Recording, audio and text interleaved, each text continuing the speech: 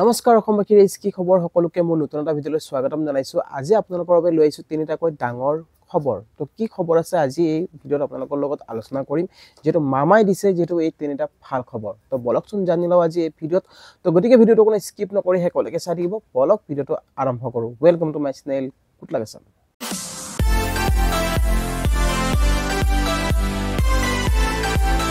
তো গাইস প্ৰথমে জানি লও হক এটা ভাল খবৰ যেটো ছাত্ৰ ছাত্ৰীসকলৰ বাবে আহিছে ভাল খবৰ দশম শ্ৰেণীৰ ছাত্ৰসকলে লাভ কৰিব 300 টকাকৈ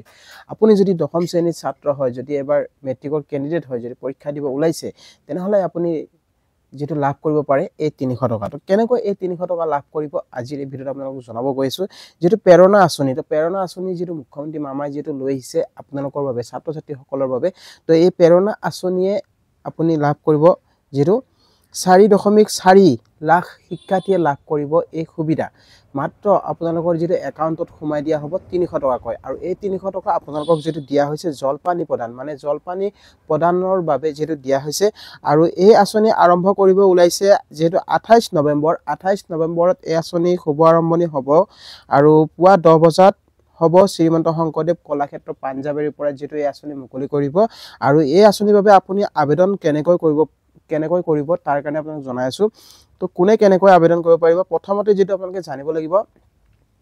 অসম ৰাজ্যিক বিদ্যালয় শিক্ষা পৰিষদৰ অধীনত হাইস্কুল শিক্ষান্ত পৰীক্ষাৰ পৰীক্ষাৰ্থী আৰু লগতে যেটো আদৰ্শ বিদ্যালয়সমূহত অধ্যয়নত CBSEB দশম শ্ৰেণী শিক্ষান্ত পৰীক্ষাৰ পৰীক্ষাৰ্থী আৰ্থিক অৱস্থা নিৰ্বিশেষে অসমত স্থায়ীভাৱে বসবাস কৰা শিক্ষাৰ্থী যিসকলে ধৰক আপুনি প্ৰাইভেট স্কুলৰ পৰা পঢ়িলেও লাভ কৰিব বা চৰকাৰী স্কুলৰ পৰা যদি শিক্ষাদান কৰি আছে তো সকলো শিক্ষাৰ্থীয়ে এই সুবিধা যেটো লাভ কৰিব মাত্ৰ আপোনালোকে যেটো এই আবেদন কৰিব লাগিব আপোনালোকে ইয়াৰ বাবে আৰু 2025 চনৰ নৱেম্বৰ মাহৰ 4 মাহৰ বাবে দিয়া হ'ব এই আঁচনিৰ ধন 4 মাহৰ বাবে মাহিলি 300 টকাকৈ মানে আপোনাৰ ধৰক নৱেম্বৰৰ পৰা নৱেম্বৰ ডিসেম্বৰ জানুৱাৰী ফেব্ৰুৱাৰী তো 4 মাহ আপোনালোকে এই ধন লাভ কৰিব 300 টকাকৈ যেটো একাউণ্টত দিয়া হ'ব তো প্ৰেৰণা আঁচনি যেটো এবাৰ যেটো লৈছে মামাই যেটো প্ৰেৰণা আঁচনিৰ পৰা শিক্ষাৰ্থী বহুতো উপকৃত হ'ব আৰু 300 টকাকৈ যেটো এই সুবিধা লাভ কৰিব পাৰিব আৰু এই আঁচনিৰ পৰা আপোনালোকে যেটো জলপানী খৰচ যেটো জলপানী খৰচৰ বাবে দিয়া হৈছে মানে আপোনালোক চাহটা খোৱাৰ বাবে এই পইচা দিয়া হ'ব আৰু আপোনালোকে এই আঁচনি আবেদন কৰিব পাৰিব যেটো 28 তাৰিখ আজিৰ পৰা যেটো ইয়াৰ ফৰ্ম হয়তো ওলাব পাৰে ফৰ্ম আপোনালোকে আবেদন কৰিব লাগিব ফৰ্ম ফাইল কৰাৰ পিছতহে যেটো এই ধন লাভ কৰিব পাৰিব তো গাইস নিশ্চয় বুজি পালে তো নেক্সট এটা খবৰ বিচাৰিছো যেটো ক'ব বিচাৰিছো ৰেশন কাৰ্ড থকা সকলৰ বাবে যেটো ভাল খবৰ আহিছে ৰাজ্যৰ অৰুণোদয় পৰিয়ালসমূহলৈ বৃহৎ সকাহ যিসকল অৰুণোদয় আঁচনি লাভ কৰা মহিলা আছে যদি আপুনি অৰুণোদয় আঁচনি লাভ কৰে যিসকল মহিলাই ৰাজ্যৰ অৰুণোদয় পৰিয়াল যদি আপুনি অৰুণোদয় আঁচনি লাভ কৰি আছে তেনেহলে এই বৃহৎ সকাহ যেটো লাভ কৰিব আৰু ইয়াত কৈছে যে প্ৰতিটো ৰন্ধন গেছৰ সিলিন্ডাৰতে যদি আপোনাৰ ৰন্ধন গেছ আছে তেতিয়াহলে আপুনি 250 টকাৰ অতিৰিক্ত ৰেহাই পাব যদি আপোনাৰ ৰন্ধন গেছ আপুনি যদি লৈছে এই ৰন্ধন গেছটো আপোনালোকৰ যেটো ৰেশন কাৰ্ড থাকিলেহে লাভ কৰিব যেটো অৰুণোদয় আঁচনি যিসকলে লাভ কৰি আছে সেই মহিলাসকললৈ যেটো এই সকাহ দিয়া হৈছে প্ৰতিটো ৰন্ধন গেছৰ সিলিন্ডাৰতে পাব মাত্ৰ 250 টকাকৈ ৰেহাই আৰু 20 লাখ পৰিয়ালৰ মুখত হাঁহি যেটো বিৰিঙাবলৈ এই আঁচনি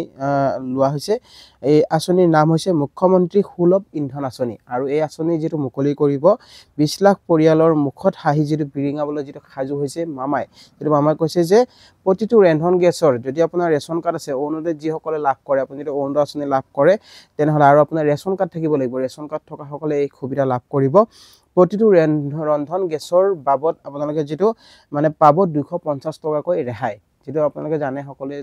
ৰেশন কাৰ্ডত থাকিলে সুবিধা লাভ কৰে আৰু উজ্জ্বলা আঁচনিৰ যেটো জৰিয়তেও লাভ কৰে তো এটো কৈছে যে আপোনাৰ মানে ৰেশন কাৰ্ড বুলি নহয় আপোনাৰ অৰুণোদয় আঁচনি থাকিলে এই সুবিধা পাব আৰু 250 টকা অতিৰিক্ত ৰেহাই দিয়া হ'ব 20 লাখ পৰিয়ালৰ মুখত যেটো এই আঁচনি যেটো মুখ্যমন্ত্ৰী মামাই যেটো লৈছে বিৰিঙাবলৈ খাজু হৈছে আৰু মুখ্যমন্ত্ৰী সুলভ ইন্ধন আঁচনি এই আঁচনিটোৰ নাম হৈছে মুখ্যমন্ত্ৰী সুলভ ইন্ধন আঁচনি লাখ লাখ পৰিয়ালে লাভ কৰিব এই সুবিধা 20 লাখ পৰিয়ালৰ মুখত যেটো এই হাঁহি বিৰিঙাবলৈ যেটো সাজু হৈছে মুখ্যমন্ত্ৰী সুলভ ইন্ধন আঁচনিৰ জৰিয়তে তো গাইস নিশ্চয় বুজি পাইছে আৰু এটা লাষ্ট যেটো নেক্সট খবৰ দিব বিচাৰিছো এই খবৰটো যেটো ইম্পৰ্টেন্ট হয় যদি আপুনি পিএম কিষাণ আঁচনিৰ যদি কৃষক হয় যিসকল পিএম কিষাণ আঁচনি কৃষক আছে সেই কৃষকসকলৰ বাবে এই ডাঙৰ আপডেটটো দিব বিচাৰিছো যদি আপুনি ৰেজিষ্ট্ৰেচন কৰিব পৰা নাই নতুনকৈ তেনেহলে কেনেকৈ ৰেজিষ্ট্ৰেচন কৰিব পাৰিব তাৰ বিষয়ে আপোনালোকক আজি জনাম তো প্ৰথম কথাটো জানি লওক যিসকল কৃষকে পঞ্জীয়ন কৰিব পৰা নাই যদি আপুনি পঞ্জীয়ন কৰিব পৰা নাই তেনেহলে আপুনি কেনেকৈ পঞ্জীয়ন কৰিব তো সব ইয়াত কৈছে যেটো অসম চৰকাৰ কৃষি বিভাগ জিলা প্ৰশিক্ষণ কৃষক পঞ্জীয়ন নিশ্চিত কৰক আঁচনিৰ সুবিধা লাভ কৰক যদি আপুনি কৃষক পঞ্জীয়ন কৰে তেনেহলে এই আঁচনিৰ সুবিধা লাভ কৰিব আৰু প্ৰতি মাহে 2000 টকাকৈ আপোনাৰ একাউণ্টত যেটো দিয়া হ'ব কৃষক পঞ্জীয়ন কৃষি বিভাগৰ দ্বাৰা ৰূপান্তৰিত পিএম কিষাণ আঁচনিৰ অধীনত বিভিন্ন পিএম কিষাণ আৰু বিভিন্ন আঁচনিৰ সুবিধা লাভ কৰিবলৈ কৃষকসকলে কৃষক পঞ্জীয়ন বাধ্যতামূলক যদি আপুনি পিএম কিষাণ আঁচনি আৰু লগতে বিভিন্ন আঁচনি যেনে ধৰক অৰুণোদয় আঁচনি বা যিসমূহ আঁচনি আছে সেই আঁচনিসমূহ যেতিয়া আপুনি যদি লাভ কৰিম বুলি ভাবিছে তেনেহলে কিন্তু এই পঞ্জীয়ন আপোনালোকে কৰিব লাগিব আৰু এই পঞ্জীয়ন কৰাৰ পিছতে এই সুবিধা লাভ কৰিব পাৰিব তো কেনেকৈ আপুনি পঞ্জীয়ন কৰিব প্ৰয়োজনীয় নথিপত্ৰ আপোনাক কি প্ৰয়োজন হ'ব সক ইয়াত প্ৰথমতে কৈছে আধাৰ কাৰ্ড তো আপোনাক যেটো প্ৰথম লাগিব আধাৰ কাৰ্ড তো আধাৰ কাৰ্ডটো আপোনাৰ ইম্পৰ্টেন্ট আধাৰৰ সৈতে সংযোগী মোবাইল নম্বৰ আধাৰৰ সৈতে আপোনাৰ যেটো লিংক হৈ থকা মোবাইল নম্বৰ আছে সেই মোবাইল নম্বৰটো আপোনাক লাগিব আৰু 3 নম্বৰতে যেটো কৈছে নিজৰ নামত থকা খেতি মাটি আপোনাৰ মাটি যেটো নিজৰ নামত হ'ব লাগিব আপোনাৰ মাটিত আপোনাৰ নাম থাকিব লাগিব তেতিয়াহে এই সুবিধা লাভ কৰিব আৰু কৃষক পঞ্জীয়ন ক'ত কৰিব লাগিব আপুনি যদি কৃষক পঞ্জীয়ন কৰিব পৰা নাই বা আপুনি নতুনকৈ আবেদন কৰিম বুলি ভাবি আছে তেনেহলে কেনেকৈ ক'ত কৰিব পাৰিব ইয়াত কৈছে সক নিকটৱৰ্তী সামূহিক সেৱা কেন্দ্ৰ যেটো কোৱা হয় আপোনাৰ CSC তো নিকটৱৰ্তী সামূহিক সেৱা কেন্দ্ৰলৈ আপুনি যাওক তাতে আপুনি আবেদন কৰিব পাৰিব আপুনি নতুনকৈ যদি আবেদন কৰিম বুলি ভাবিছে পিএম কিষাণ আঁচনিৰ বাবে আৰু দ্বিতীয়তে কৈছে যে স্থানীয় কৃষি সম্প্ৰসাৰণ সহায়ক আপুনি স্থানীয় কৃষক হ'ব লাগিব আৰু লগতে নিজৰ এলেকাৰ গাঁও প্ৰধান আপোনাৰ যেটো নিজৰ এলেকাৰ গাঁও প্ৰধান আছে তেখেতৰ লগত আপোনাক যোগাযোগ কৰিব দিছে তেখেতেও যেহেতু পিএম কিষাণ আঁচনি ৰেজিষ্ট্ৰেচন কৰি দিব বা আপোনাক যেটো দিহা পৰামৰ্শ দিব কেনেকৈ আপুনি কৰিব লাগে স্থানীয় সহায়ক আপোনাৰ ওচৰত থকা বাসিন্দাৰ পৰা আপুনি জানিব পাৰিব কেনেকৈ কি কৰিব লাগে তো কৃষক পঞ্জীয়নৰ যেটো অন্তিম সময় আপোনালোকক ধৰি দিয়া হৈছে 30 নৱেম্বৰ মাত্ৰ মাজত আৰু দুটা দিন যেটো বাকি আছে এই দুটা দিনৰ ভিতৰত আপুনি কৃষক পঞ্জীয়ন কেন্দ্ৰত গৈ আপুনি কৰিব পাৰিব আপোনাৰ ৰেজিষ্ট্ৰেচন তো আপুনি কেনেকৈ কৰিব আপোনালোক যেটো কলুৱে আপুনি CSC চেণ্টাৰত যাওক আপোনালোকৰ যেটো নিকটৱৰ্তী সামূহিক সেৱা কেন্দ্ৰ আছে আপোনাৰ ওচৰ বজৰে য'ত আছে তাতে আপোনালোকে যাওক গৈ আপোনালোকৰ যেটো পঞ্জীয়ন আছে সেই পঞ্জীয়নটো আপুনি সোনকালে কৰি লওক তো তেতিয়াহে আপুনি পিএম কিষাণ আঁচনি যেটো 2000 টকা আছে সেই 2000 টকাটো লাভ কৰিব পাৰিব তো গাইস আই হোপ আপোনালোকে নিশ্চয় ভিডিওটো আপোনালোকে বুজি পালে মই আপোনালোকক যেটো তিনিটাকৈ আজি যেটো খবৰ জনালো তো ভিডিওটো চাই কেনেকুৱা পালে জনাব ভাল পালে লাইক শেয়াৰ আৰু লগতে যিসকলে চেনেলটো নতুনকৈ আছে সাবস্ক্ৰাইব কৰিব নাপাহৰিব আৰু কাষত থকা বেল আইকনটো প্ৰেছ কৰি দিব যাতে এনেকুৱা ধৰণৰ নতুন ইনফৰমেশ্যন আহিলে সকলোতকৈ আগত পাই থাকে তো গাইস চাইছিলো ইমানে জয় অসম